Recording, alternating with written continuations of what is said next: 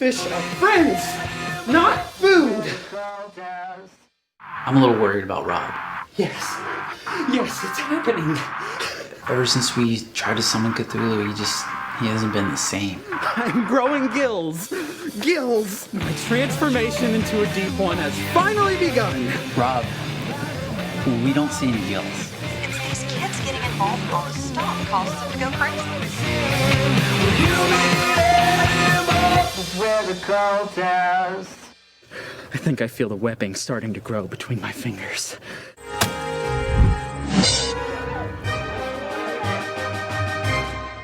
Welcome to Dinner and a Board Game, a new actual play show about friends, good food, and lots of fun at the gaming table. We're your hosts, Megan and Heath. Each night, I'll invite the gaming group over to my house to cook dinner, sample drinks, and play a board game on one of our customized board game boards. Dinner and a Board Game is an actual play show where you'll be able to watch the game from start to finish, with gameplay dashboards and graphics that help track the turns and allow everyone to follow the game's action. We'll play games like Zombicide, Black Plague, Descent, Journeys in the Dark, Small World, Unearthed, and Terraforming Mars. We'll even be joined by special guests such as Lou Anders, J.F. Lewis, and cosmic horror artist David LaRocca. The show is free to watch on YouTube. Just come by my channel, Heath Robinson, and be sure to subscribe. Click Watch Now to start the first episode and join us for fun-filled evenings of Dinner and a Board Game.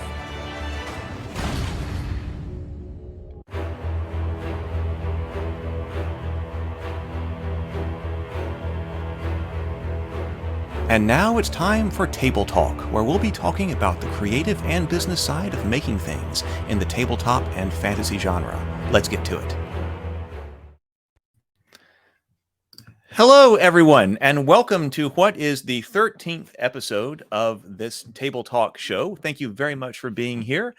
Tonight, I have with us a very special guest. This is Rrr Mmmm. You might know her from YouTube, the Positive Fandom channel, and she has also joined us already on this channel as part of General Geekdom, which is the roundtable show where we talked about the representation of women and feminine qualities in film and TV and other genres. But here she is today to talk to us about the philosophy of positive fandom and what is going on basically in geek culture and our appreciation of TV, film, and other media as well. Welcome. Hello. Hello, Heath. How are you today? Excellent. How are you doing? I'm very well. Thank you for having me back on the channel. Thank you so much for being here. It is a here you are. Okay. It is a delight to have you. Do you want to introduce yourself and let everybody know what you do and who you are and what you do? Well, sure, Heath. My name is Rrr Mmmm, and I do have my own YouTube channel called Positive Fandom. And the basis behind Positive Fandom is that I wanted to talk and focus about all of the fun things that I love in science fiction, fantasy, sci-fi, and horror. And it would also, of course, include a focus on sex and sexuality in all of those genres. What I had noticed that, especially at a time where it seemed that the world was getting a little dimmer, perhaps not as things were not seeming as hopeful, I wanted to focus on the things in the genres that gave us hope. So the idea is that, yes, we'll still criticize, but we're going to remember all those fun things that we like to talk about. And I started a show called Sunday Brunch, where I encourage people to come by and we parlay about things in the fandom, keep it positive. And then if you do have a concern, just let it out and we listen to what you have to say. But it's all to support people in this great community that we have, Heath, of incredible talent as well. So that means that if you are another creator like yourself, or are going to come out with a book or anything interesting and fun that you want to share with the community, we encourage people to come on to that show and we will promote your things there. And of course, meeting everybody in the community was the other reason why I started that channel, Heath, just because I feel like it's such a special time to be able to have connections with people in a way we never had even 20 years ago. So this is a really great time, and I wanted to be a part of it. And in order to do that, I needed to have a channel and a voice. And I also should mention that I have a mentor. His name is Robert Meyer Burnett, and he has a YouTube channel called the Post Geek Singularity. I do stream with Robert. Um, and I also have a show on his channel called Ladies of the PGS, which I just started. So that's what I wanted to say. And one other show I do have is another show called Toxic Male Appreciation, which is a great name. Thank you so much. Essentially, the show is about embracing masculinity and everything masculine. And my co-host Lorena Creel, who you know very well, Heath, we talk about all the great things we love about men, essentially. And so it's a show where we celebrate men. And I think it's a very unique show in that regard, but certainly I didn't like the vilification that I'd been seeing in recent years. So I did want to just throw out some positivity to all the men out there. We appreciate you and the community as well. So that's what I do. All right. Wonderful. I hope everybody checks those out and does join the Sunday brunch. I try to get there on Sunday brunch, but I also typically have to watch it in rerun after that because for some reason I can't get. I'm not ready at Sunday brunch times. I got to fix that. But coming up. All right. So I think there are a lot of things for us to talk about. I've got some notes of a whole bunch of different subjects to talk about within all of that. And so first of all, I think we should talk about the philosophy of positive fandom and what that is and why we need it and what that movement is, because there is certainly a lot of negative fandom. Yes, there is. You're right, Heath. And it is just an important note to think about the idea of the fact that as we are looking at all the wonderful things we enjoy in our IPs, from books to video games to movies to television programs, even to special events, something like Star Wars Celebration, these Comic Cons or gatherings that we go to, sometimes everything doesn't go as planned and it may not turn out the way you expect. Something that you may want to purchase after you get that purchase may not be what you expected it. Life is that way. And like, how do we deal with those feelings and emotions? And I feel the best way to deal with it is to get on my channel or someone else's channel and just express, these feelings that you have and share with the community how you feel. There might be others who share your opinion, but sometimes it's not all hearts and flowers. So it is true that while I focus on mainly positive thoughts and feelings, I do acknowledge the fact that sometimes, you may not feel that positive that day. Just go ahead and get it out and then, move on to your next feeling and just relate to yourself. I've felt that. Now I can move on to more positive things in my life and I'm all the better for it. So that's why I think it is needed, because there are going to be disappointments in life, and dealing with your emotions is 90% of that experience. But sometimes you need to tell someone about it, don't you? So that's why I like to hear other people's opinions, because sometimes you just need someone to hear what you're saying, and that makes all the difference in your day. So yes, I will talk about very positive things, and I am known for smiling a lot and being cheerful, and I'm a bit of a cheerleader, but I do understand that life isn't all hearts and flowers. We're here to support one another. It's a very special time because we can support one another right on this program. We can support one another. And that, I think, is a very special thing to do, especially since some people can feel detached in the social media era that we're in. Don't feel detached. Come on board. Join us. Listen to what we have to say. Express your feelings in the chat. This is all about reaching out to other people and enjoying the people you're around. Eventually we'll see each other at another convention. Eventually, hopefully we'll see you at a con or at a movie theater event or something. But in the meantime, with our busy days and schedules, this is what we're using, and let's go ahead and embrace it and make it work for all of us.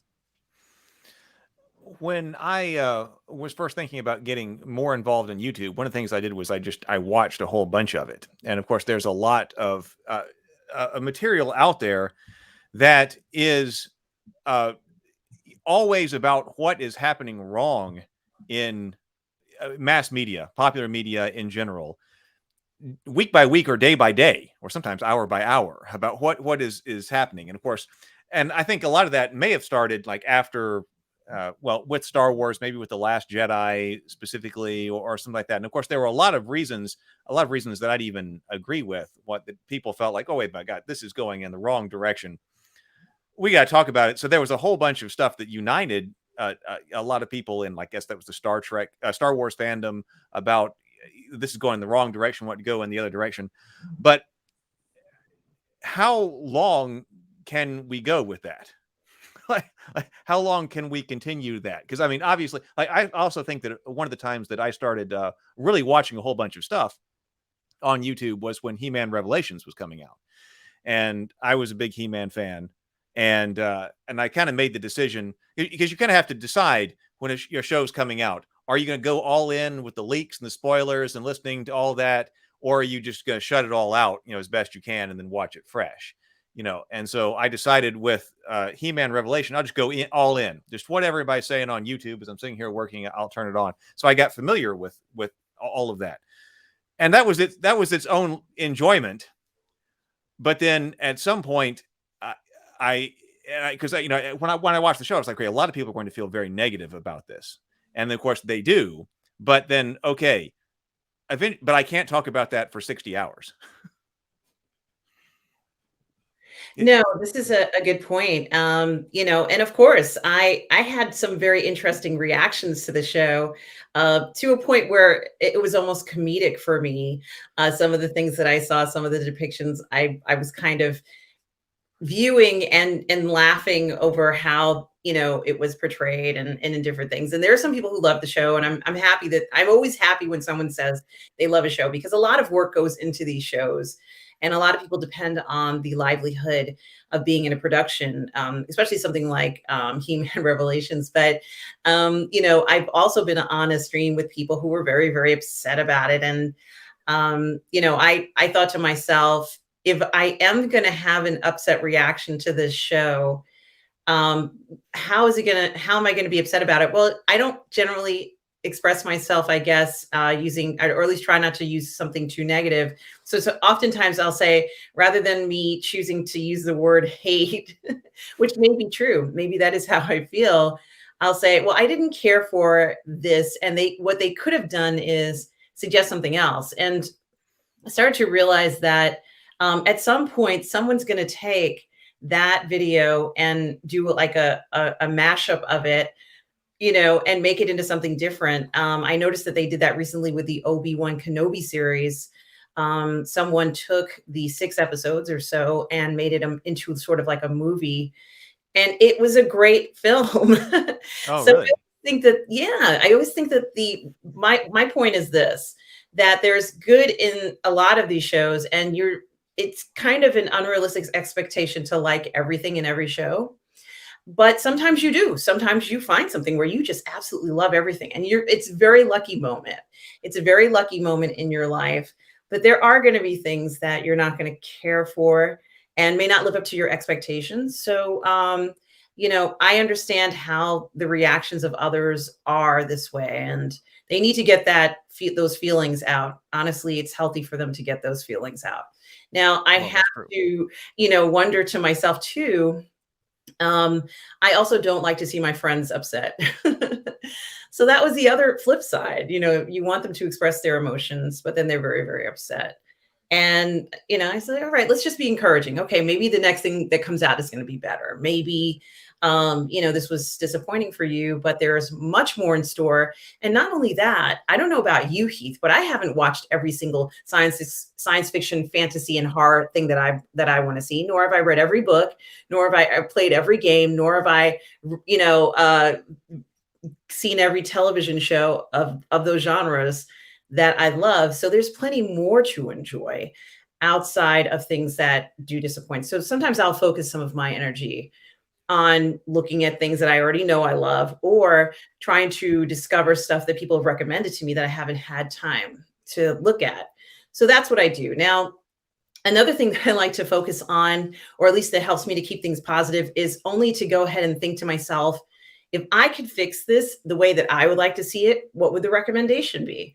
So, like, for example, in one of those Star Wars films where people are riding on horses in space, I would say, okay, maybe I might remove that scene and put something different there, perhaps some special weapon or something. And then you wouldn't have maybe that scene that might not make sense. I don't know anybody who likes that part so much. If it went away, I don't think anybody would say anything. We could still have a great film if it was re-edited. So, so there's always potential in something to kind of take the best from something and make it your own. And we kind of are seeing this sort of renaissance of people doing that. Some particular shows people cannot do that to because they're afraid of getting in trouble for it. But even so, we are seeing sort of like this renaissance of taking material that you may not have been so happy with and then making it into something that's enjoyable. The Oral Knots, which is another program which kind of reminds me of what you do, where they take music and they kind of just remix scenes of Star Wars to music and just have a laugh with it, knowing very well that it's a serious story, it's not a comedy, but they can kind of look at certain things and just enjoy. And I think your show does that, Heath. The Cultists seems to be doing things where it's serious, but there are very funny moments. I think it's interesting to look at the funny side of what we enjoy sometimes and have a laugh at that and just smile a little bit from some of these things, from experiences that may seem very unusual and uncomfortable, but in actuality can turn out to be something that does give you some sort of pleasure. So, it's kind of interesting to look at it from that point of view. I always see, for me, a film that I think that might not be the greatest has potential to be the best. Yes. Okay. So there's a lot there. So yeah, with the one thing with the Cultists, I wrote that as kind of self-parody because that is a parody, of the Cthulhu mythos and all of that going on. But I've got a couple of stories that have been published that are very serious horror stories in the Cthulhu mythos. And then I wrote 2 books for an RPG in the Cthulhu mythos that unfortunately have not been published yet, but they were finished and they got written. But I just kept track, when you're doing something serious like that, naturally jokes come up. And so I just kept a notebook of all the different jokes that would come up as we were writing the serious stuff. And I was like, you know what, I should put all this together to make this a parody. So unfortunately, the serious side, well, there are 2 short stories, like I said, that came out that I've got out there, the serious side of it. Unfortunately, other books aren't, but there's the serious side of it. And I hope that people do appreciate the humor in it, because it's done by somebody who was very much involved in the serious side of it before. We're talking about when I was trying to organize the General Geekdom show, one of the things that I was saying is that I didn't want it to be just, okay, what just came out, let's talk about that, because there are a lot of people that could do that. So I was trying to come up with other topics that were outside of that. And I had used the word positive to people who, initially try to pull together the pilot show, trying to do something, positive here and things like that. And there was some pushback to that. People saying, well, I can't be on the show. I don't want to be on the show then. Or maybe I shouldn't be on the show because I don't really feel all that great about some of the stuff that's been happening in sci-fi and fantasy and stuff like that, which I completely agree with. And like I said, some of that, I completely understand. And I may even agree with some of the critiques or a lot of them or whatever. But then I realized that maybe I didn't need to be using the word positive, that I switched to using the word constructive. I want it to be a constructive show. Because if you don't like something, if we're talking about something that you don't like, well, then please say you don't like it. I mean, that's not what I meant by, we should just be positive. But for me, it seemed like being constructive was what I was trying to get at being. Yeah, I think that's also obviously excellent advice. And to add to that, on my show, let's say my Sunday brunch show, as I said, we do encourage people to give us your views, whether they're different from ours or the same. So we do get people who say, no, this is the worst thing I've ever seen, and we just go with it. We're saying, yeah, I understand, and sometimes they give reasons, and the reasons oftentimes are very legitimate ones. So certainly we're just listening to other people's opinions and learning from it. And taking what we can from it, already knowing that we're not going to agree with them, but we can still have a conversation about it. Mhm. Uh, yeah, I remember what you're listening to somebody who I was like on YouTube and was talking about some show who did not like it. And you're talking about one of these getting the hate-filled emotions out of it. I was like, oh, I'll turn on this and I can clean the house or something like that. But just because they're on that kind of rant doesn't mean you have to listen. Because eventually I was like, oh my God, all right. The person does not like this TV show or whatever it was. I forget even what it was. I was like, okay, off something else. Let's see that level, like there was no reason to continue listening to it at that point. But other people do. But obviously other people do. I mean, there is obviously a lot of people have tremendous amount of success with that. So on the other hand, you can't discount it from the success on YouTube standpoint of things. Well, yes. And funny enough, I do end up I have a few shows that I managed to step onto and have been invited to, like, on a normal basis. And, oftentimes I'm the only person with, let's say, my point of view, or with that sentiment of a particular IP or show. And I just, express my feelings, and, they've been very gracious and open about it. But I have seen where, they have a countering view and they are very upset. And, I just accept what they have to say. And, just they accept what I have to say in turn. So it is possible to have discord that it's a positive discord, if you will. So I don't know if that makes sense. No, yeah, I think so. I think I think I've said that I think there are two parts to this. One is human nature, that we tend to talk about things that we don't like, and then the other one's probably algorithmic. So I don't know. We can't fight human nature. If it's human nature to talk about mostly the things that we don't like, I mean, we're not going to change that overnight or anything like that. But I think it's at least important to be cognizant of that. And I think there's a peril in being overly critical.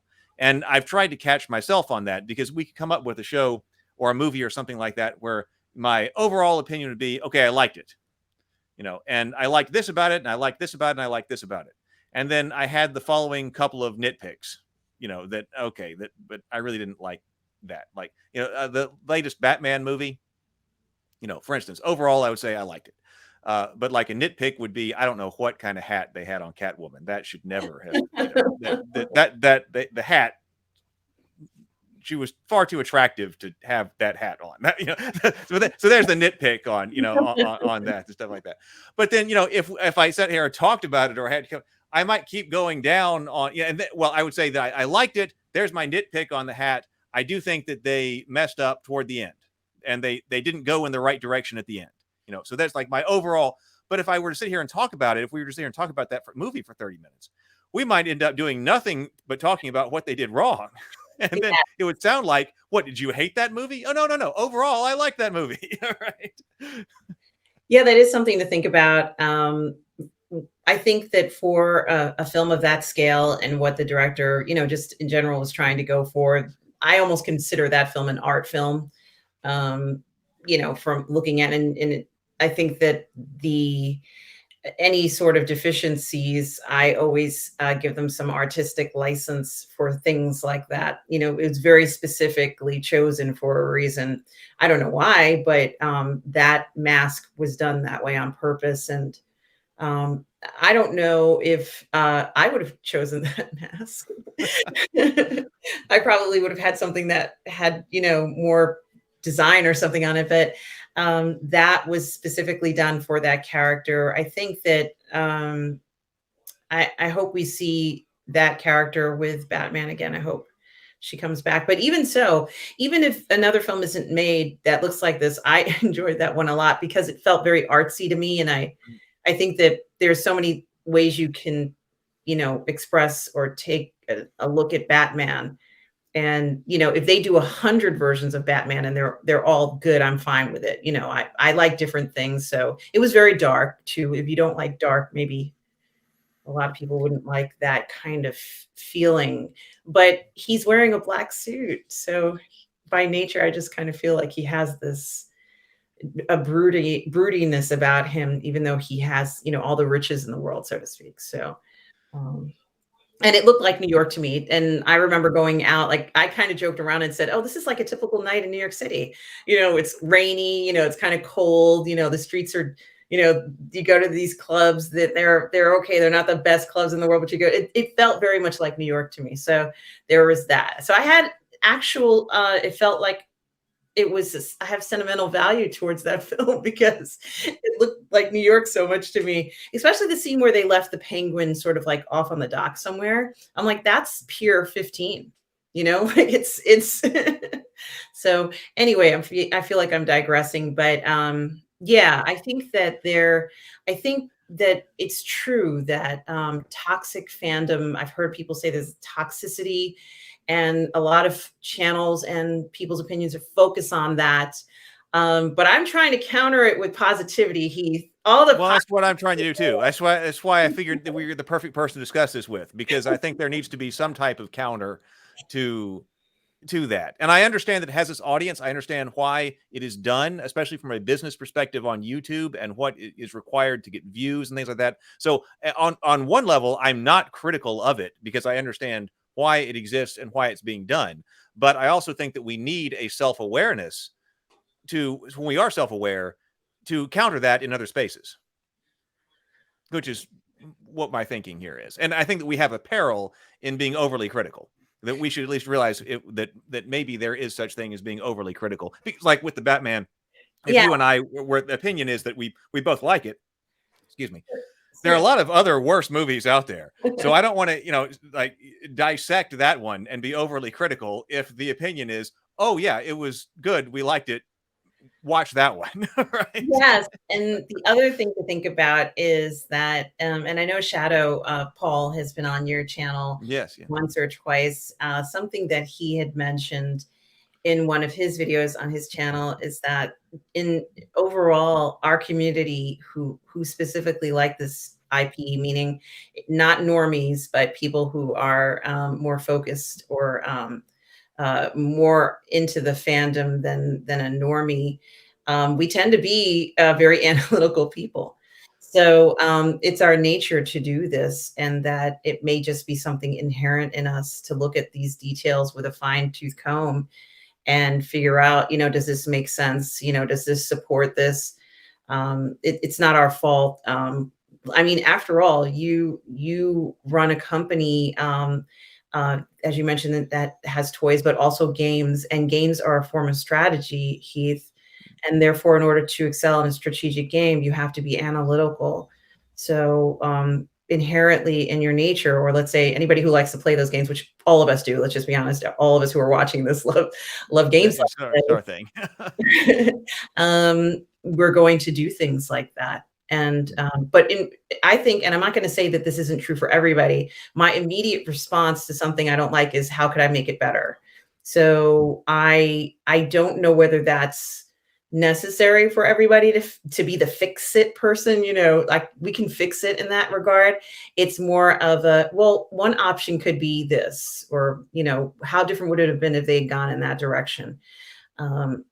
But it is something to think about, that when you have a group of people who are already analytical in nature, who love analytical games, who love to think about warp drives and things of this nature, it's, we're going to look at very detailed information. And I think that the creators of these IPs are aware of that.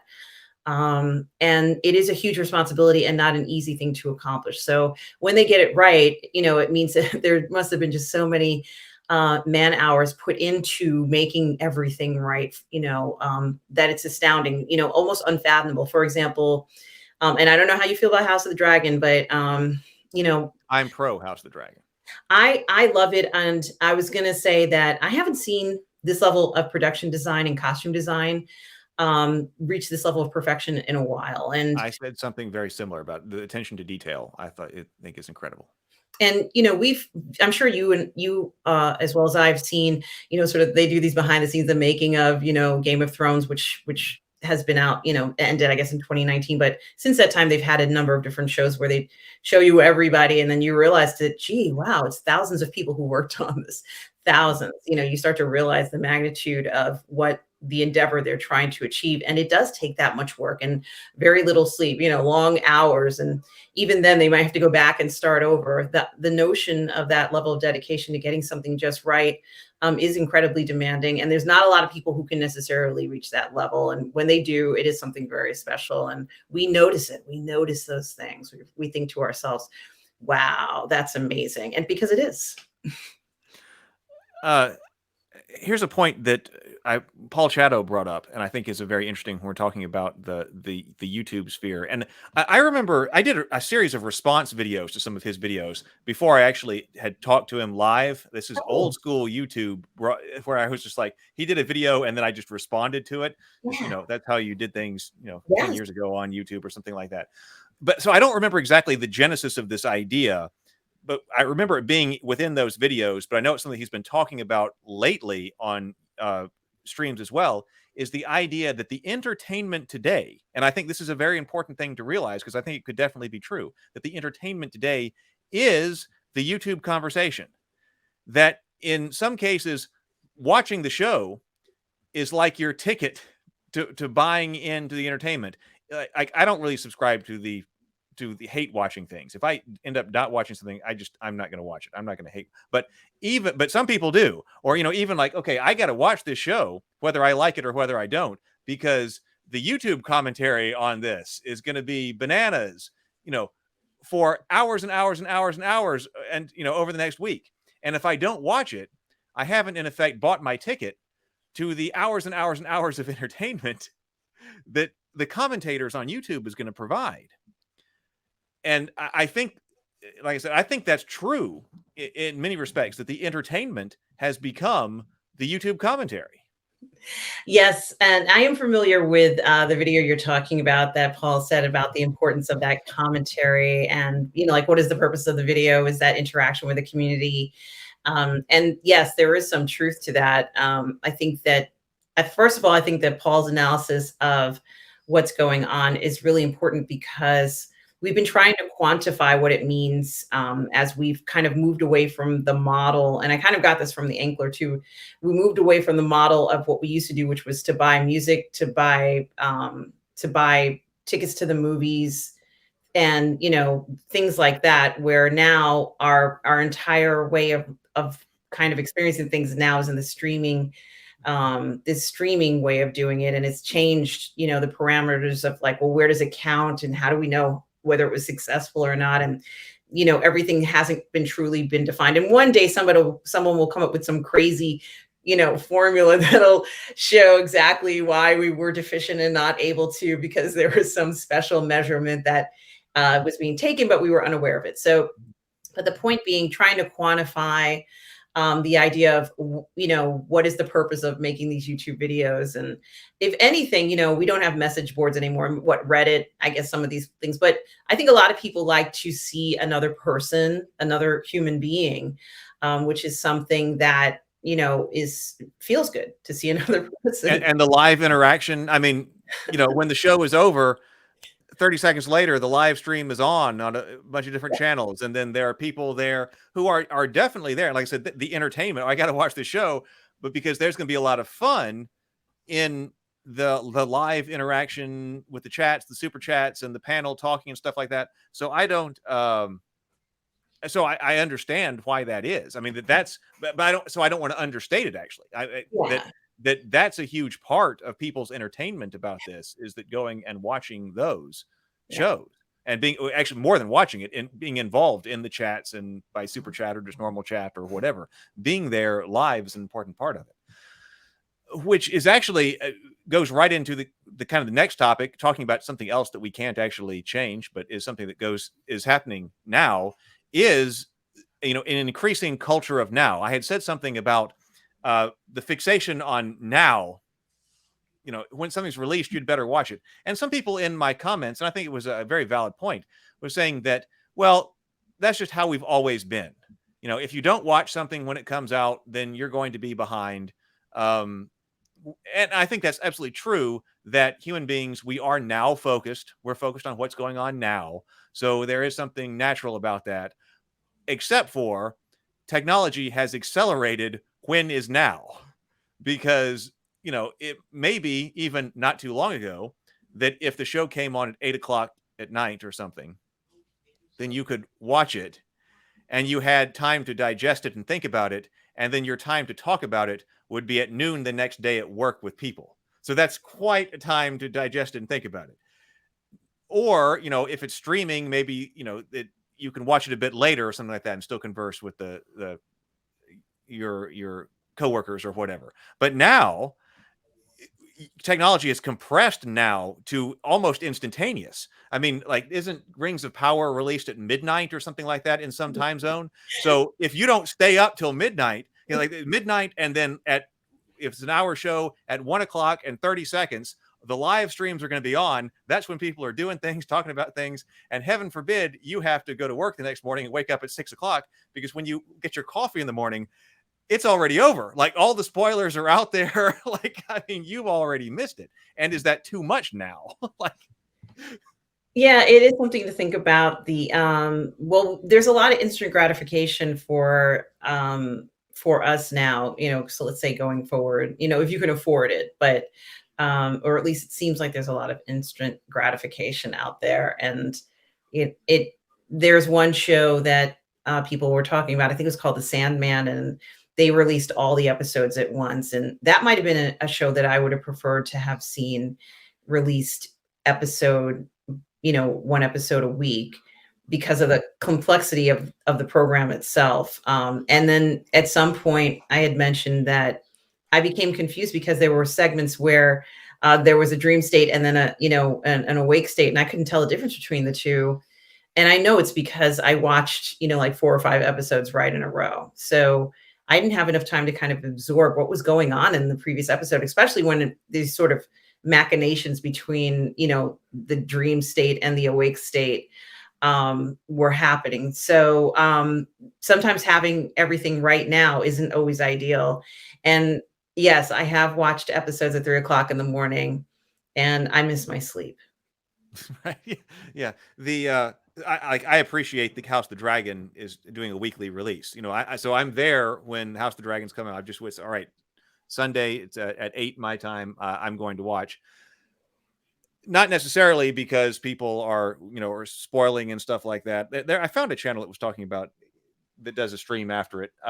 But you know, I'm enjoying it, so I'm going to watch it when it comes out, because I don't watch anything else like that. So I'll just set that time aside. But I think it's good. That does extend to the now over 8 or 10 weeks, however many episodes it's going to be. I'm glad that it didn't just all drop someday and then, boy, you got to rush in and watch it, and then everybody's going to be live streaming about it all the next day, and then the day after it'll be over. What's the next show that's coming out? Certainly, I agree with you. One thing I did want to mention is that I guess it shouldn't really matter, because in the days when network television, where you would have 4 or 5 channels competing at the same time, there was an 8 o'clock slot, a 9 o'clock slot, a 10 o'clock slot, you know, for television programming, maybe even a 7 p.m. slot of programming, and they would all have to compete at the same time. It was a big deal. So now we have, you know, House of the Dragon at the same time as this other show called, which I kept calling Rings of Fire. It's actually Rings of Power. I don't know why I kept calling it Rings of Fire. But they're on, I guess, essentially competing, or it feels as if they are competing at the same time. And I kind of thought that this was very interesting and maybe a little silly in a sense, because they're just such different shows. One is based on, you know, I guess you would consider it a piece of classical British literature, you know, based on British myths and lore, you know, Tolkien's Magnus Opus, you know, pretty much something that, you know, if you could write something like that, you know, you're spectacular, right? So, you know, he creates his own languages. There's so much to boast about it, so many interesting things in it. So there's that. And then you have sort of like the Game of Thrones, also an incredible book, incredible, but such a different tone, Like, they really are both fantasy, but certainly a different flavor.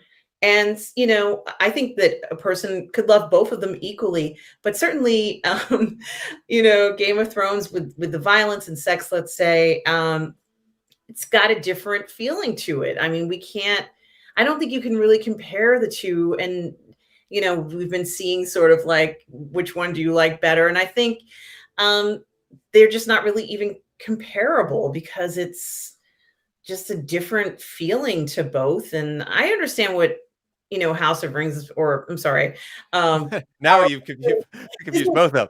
the power, the ring one is trying to go for. I know what they're trying to go for, and they've put a lot of time in that production and energy. And, I can congratulate the crew for going for a specific look. And I'd said that it's kind of a deconstructed look, from what we've previously seen for that particular storyline. But what I am going to say is that for me personally, you can't compare the two.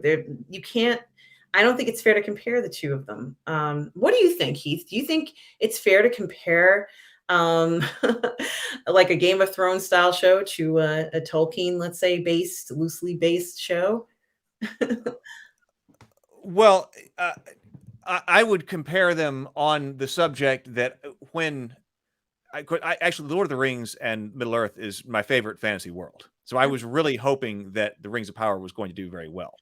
Yeah. But I'm a big on the feel of things. And as soon as I was also skeptical of the House of Dragon. I was skeptical about the Rings of Power because I was like, is Amazon going to be able to do it well? I was skeptical about the Rings of Power just because I, like many people, had been down on A Song of Ice and Fire and that whole world after the last couple of seasons of the show. So I hadn't actually been paying attention. So I was skeptical of it coming out, but I decided to give both of them a chance. And to me, like being so big on the feel, like as soon as the House of the Dragon started, boom, the feel of being back in Westeros and being back in that world, I was just like immediately drawn in. I was going to turn it on and work, and I couldn't. Like as soon as it started, like I'm talking about within seconds, I was like, what? And so it captured me, Yeah. which the Rings of Power did not like give me the feel of being in Middle Earth or back in Tolkien's world or back in Middle Earth from the Lord of the Rings trilogy or stuff like that. So in that way, I would compare them, and I would say one of them succeeded in giving me the right feel and being back, and the other one didn't. But when you're talking about genre, obviously they are focused, like who they are targeting as an audience is different. And one of the things that I've seen said on Facebook that, well, and probably other places, but I've seen people talk about it on Facebook, on my Facebook feed, was that, well, if you are looking for something to show to the whole family that is fantasy oriented, okay, well, it's not going to be House of the Dragon. No. And I wish that Rings of Power were much better in all the many different ways people talk about. But if I had a family and they were looking for fantasy content because they enjoyed that and were looking for something, well, then I see people say, so we watch Rings of Power, because that is a hole that is lacking. So they were trying to fill that hole. They were trying to fill that kind of family hole that for fantasy, which I think is very important to do. Unfortunately, it seems like they didn't do, to me, everything else as well as it should have been done. But yeah, I mean, I think that we need that. And at least they're delivering that. That's not necessarily something positive to say about that particular instance of that show, or the way it was instantiated, but it's saying something about a hole in what we've got as far as our entertainment that it is at least filling. Yes, certainly. It certainly is. And, I think about that sometimes too, in regards to these shows. They're not easy to create and adapt. And, it really is a labor of love. I think that the costumes for House of the Dragon come from a costume design house in, it's either Portugal or Spain, I think. And they've been doing the costumes for a very long time. So these are very, very experienced costume designers, maybe the best in the world. And, you're able to achieve that level of perfection. And of course, the 150 people who worked on the costumes from, I think it's maybe 120. It was quite a large crew. And of course it shows, right? For House of the Dragon, the effort that they put into that. Even there was one or two dresses that I remember seeing, and even some of the armor that I was just blown away by. But I think that it's very interesting to see how the vision of what they're trying to push forward, because for me, I can't deny the idea that this deconstructed version of let's say Lord of the Rings was put forward, and you can kind of see it with the Harfoots. Yeah, the Harfoots, I think. Yeah.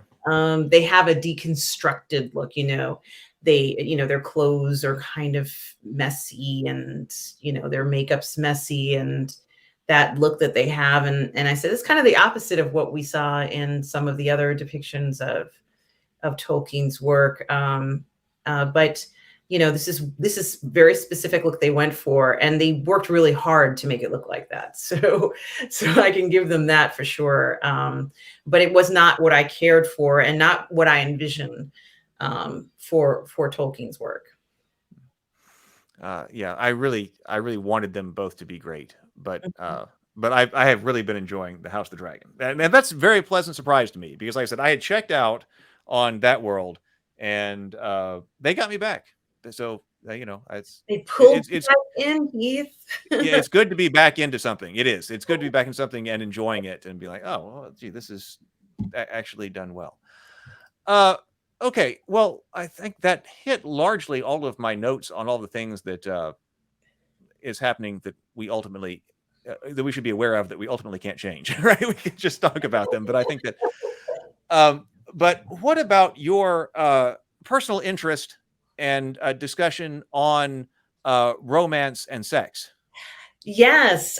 So my personal interest in sex and sexuality in science fiction, horror, and fantasy is, I feel, very important, because it progresses a story in a way that other focuses don't. So it doesn't have to be in every story, but I think relationships matter in these stories.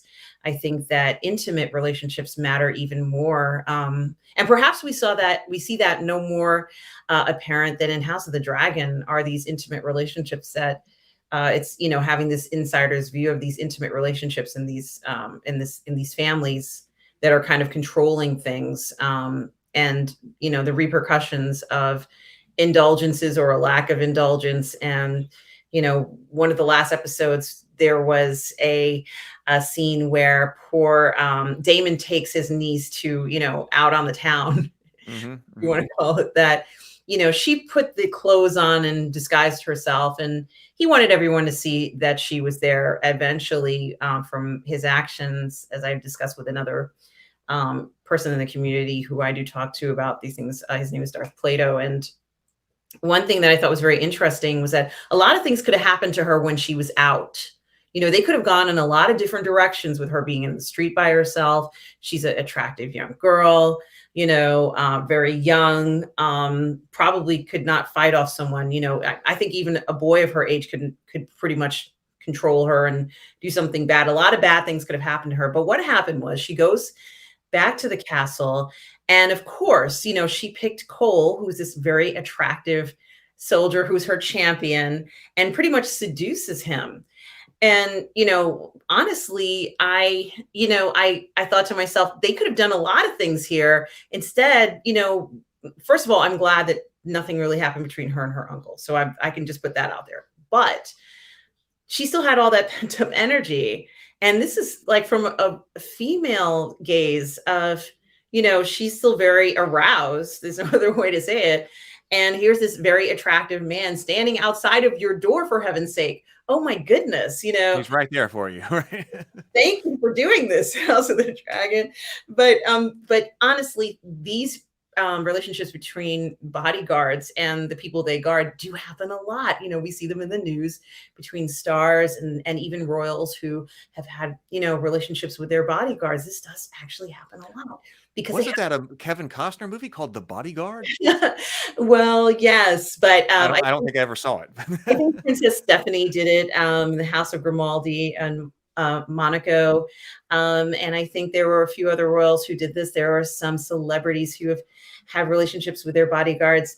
So it does happen, and it happens frequently and more than we like to say. And I do think that it was very bold of them to have this girl to seduce him in this way, because, in actuality, they both were thinking about this for a long time. But it was very nice to see a realistic situation. She would have gone there. She would have tried to seduce him. It's his decision to say yes or no. all the cards were in his favor. She can't order him to bed. He would have stayed out in the hallway if he wanted to, and that would have been fine. But he wanted to be with her as much as she wanted to be with him. And that's the type of stuff that I like to see in a show, when someone is with someone else and that's what they really want. And, was the timing right? I have no idea. But, if she hadn't done it then, she would have ended off on this marriage, right? She's already betrothed to someone else now, on a boat heading somewhere, God knows where she's heading off to. But the point is that there we saw sexuality used, and it was meant to hurt the character, going to this place. And she had to do a lot of machinations, but she thwarted this, but it accelerated her, trip and getting her out of the way. Damon is still plotting to get what he wants. So it is something to think about. And that's how sex, let's say most recently used in a show where it certainly did accelerate the plot, didn't it? Yes. So that's where everybody talks about, is it actually driving the plot, or is it not? And in this case, it definitely was. Yeah, and I think that some of the appeal of Game of Thrones, so it's somewhat more sexual than other shows. Even with its implications, there's sexual implications and situations in it more than a lot of other fantasy, shows that we see. So I have to say, because of this, it is one of my favorites because it's so beautifully done, and I think they get it just right each and every time. It's the writing as well. The original work by Martin is just so brilliant. Yeah, and that was another thing actually that House of the Dragon got from me that Rings of Power did not, is that immediately after seeing the first, I don't think I saw the first episode when it came out. I watched the first two like the week later or something like that. I immediately I said, oh, should I have been watching or reading Fire and Blood? So I went back and I ordered that. So, that show got an auxiliary purchase out of me. Oh, I should have bought that book. Here we go, which is not something that Rings of Power does. But I think should be the goal. I mean, you would think of all these different things. You watch the TV show and then think, oh, should I have this book? Should I have some other type of thing? Are you familiar with role-playing games? I am familiar with role-playing games. Because I just thought about this. We were talking about sex and moving the plot forward and things. And I've never played this game, but I have read it. Apocalypse World. Have you ever heard of it? No, I haven't. I only thought of it because it's the only game I know of where every character explicitly has a sex move. Well, okay. So it integrates sex into the game by saying what happens when a character of your type has sex with a character of another type. And how does that change the relationship between the characters, or what happens? So it's not about describing something necessarily that's happening in the bedroom.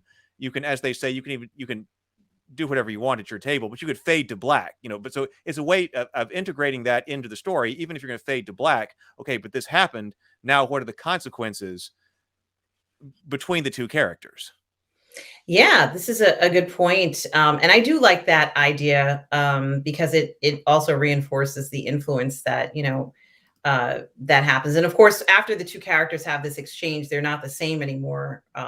Things are not the same between the two of them, and they themselves are changed from the experience. The other thing I want to mention to you, or at least that I was enjoying, that does have to do with sexuality, is the level of masculinity, because I embrace masculinity. I think everybody should embrace masculinity. And we're seeing a lot of that in the House of the Dragon. So I love that masculine energy that we get in a show like this, that drive. And it is definitely male orientated. And I think that that's very important, especially in a show like House of the Dragon, or even in some other shows, that they're just kind of appreciating the masculine presence in shows. Men are great in shows. So I really do enjoy seeing that as well in House of the Dragon. Yeah, I agree. I've been enjoying it. The first thing was that I was back there in that world, and I had enjoyed so much of that world. And so I'm glad that they have Also, honored it. the only other thing, I'm sorry, Heath, is that I've noticed that the writers for House of the Dragon and Game of Thrones found a place for everybody, no matter who they are and what they look like and what their background was, which is something that I think was very well thought out and also added to the appeal of the show. Well, with Martin, a variety of all different kinds of people. Well, and his gray characters. I really like the way that Martin creates characters, because he'll take a character who will be the perfect X, whatever it is. Okay, this person is the perfect knight or the perfect lord or whatever, but then give them one critical flaw that prevents that from actually manifesting. You would be the perfect whatever, except for you've got this problem. Right. And I really like that style of character generation. You know, whether that's Tyrion, you'd be the perfect lord, except for you're a dwarf.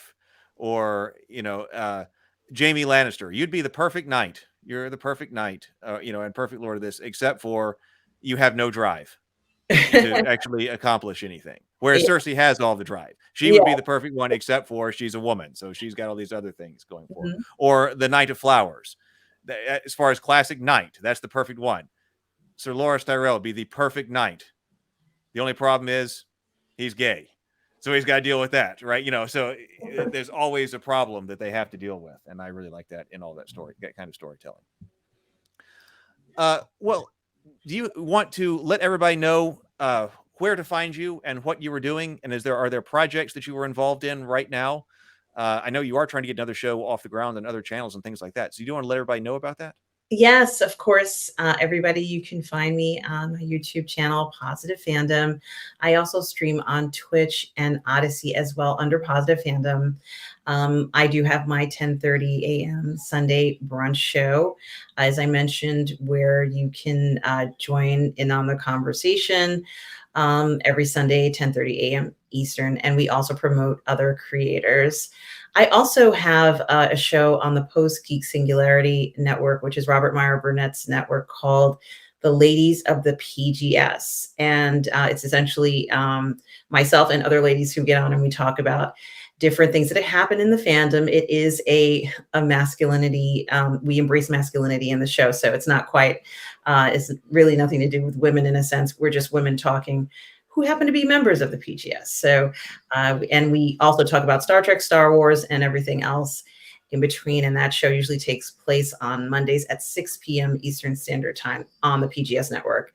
But I also do a show called Toxic Male Appreciation with Lorena Creole on her Twitch channel. It premieres at 5 p.m. Eastern Standard Time. And then there's a replay of it on Sunday at 1 p.m. Eastern Standard Time. I also do a late night show with Robert Meyer Burnett called Midnight Musings as well on the weekends, usually at midnight, either Friday or Saturday. So that's what I've been up to. And I'm still promoting other people's work regularly, you know, which I do enjoy doing. And I am an entertainment analyst who enjoys science fiction, fantasy, horror, but I do like to focus on sex and sexuality. What, in our final moments here, what is the most toxic male we should be appreciating? What is the first? Oh, wow. Wow. You know, right now I would say it's a tie between Matt Smith and the guy who plays Jerry Silva on Cobra Kai. I think his name is what is his name? Griffith is his last name, or Griffin? Ian Griffin. I'm not sure. Silva on Cobra Kai. They just had released their entire season 5 on Cobra Kai, and he is he plays something Silva. Let's see.